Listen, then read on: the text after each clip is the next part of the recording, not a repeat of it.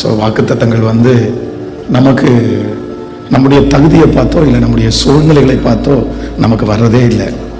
ஆண்டவர் நமக்கு ஒரு வாக்குத்தத்தத்தை கத்த நமக்கு கொடுக்கும்போது அது சில நேரத்தில் நம்புற அளவுக்கு கூட இருக்காது.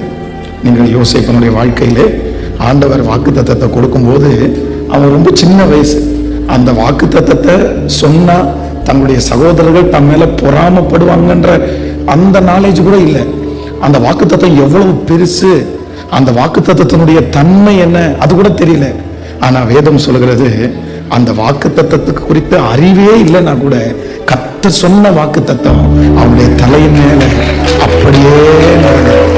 அதனால சில நேரத்துல இந்த ஜெபத்துல இருக்கிற சிலருக்கு வாக்குத்தத்தங்கள் பேசப்படும் போது எனக்கு தான் அப்படின்ற ஒரு உணர்வு உங்களுக்கு இருக்கலாம். ஆனா சிலருக்கு அதை புரிஞ்சுக்க கூட தன்மை இல்லாம இருக்கலாம். இதெல்லாம் எனக்கு எங்க நடக்க போகுது, இதெல்லாம் எனக்கு சொல்லப்படுற வார்த்தையில இதுக்கு யாரோ ஒருத்தர் இருப்பாங்க அப்படின்னு சில நேரத்துல வாக்குத்தத்தங்களை நீங்க ஸ்கிப் பண்ணி கூட விடலாம்.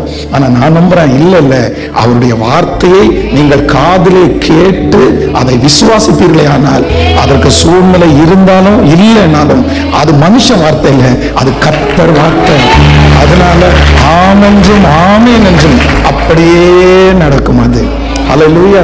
ஆனா வாக்குத்தத்தத்தெல்லாம் ஆண்டவருடைய பிள்ளைகள் நீங்க தூரத்துல கண்டு அதை கட்டி அணைச்சிக்கணும் அப்படின்னு பைபிள் சொல்லுது. இன்றைக்கு இந்த பலிபீடத்துல நிற்கிற நான் என்னுடைய தகப்பனாருடைய சம்பாத்தியத்துல நான் உண்மையிலே நான் பிழைக்கல, என்னுடைய படிப்புல நான் பிழைக்கவே இல்லை, என்னுடைய அறிவுல நான் பிழைக்கவே இல்லை. ஆனா இன்று நான் பிழைத்திருக்கிறது இந்த வார்த்தையினால நான் பிழைச்சிருக்கேன். ஸோ இந்த வார்த்தை என்னை உருவாக்கிருச்சு, இந்த வார்த்தை எனக்கு நிறைய கொடுத்துருச்சு. இந்த வார்த்தை யாருமே கற்றுக் கொடுக்காத நிறைய பாடத்தை இந்த வார்த்தை எனக்கு கற்றுக் கொடுத்தது. யாரும் சொல்லி தரல, டீச்சர்ஸோ இல்லை எனக்கு முன்பாக இருந்த நிறைய தலைவர்களோ சொல்லி கொடுக்க முடியாததை கூட இந்த வார்த்தை சொல்லி கொடுத்துச்சு. எப்பெல்லாம் பிரசங்கம் பண்றதோ 1000 பேர் சர்ச்சில் இருந்தாலும் அந்த வார்த்தை பலிபீடத்திலிருந்து வரும்போது நான் எனக்கு ஒருத்தனுக்காக தான் எடுத்துக்குவேன்,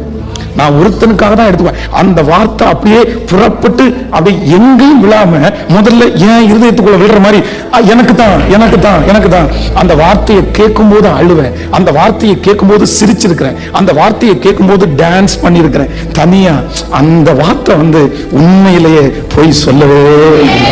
அதனால ஆண்டவருடைய பிள்ளைகளே, மனிதன் அப்பத்தினாலே மாத்திரம் அல்ல, தேவனுடைய வாயிலிருந்து புறப்படுகிற ஒவ்வொரு வார்த்தையினால் உன் ஆகாரத்தை தண்ணீர்கள் மேல் போடு, அநேக நாட்களுக்கு பின்பு அதனுடைய பலனை காண்பாய்.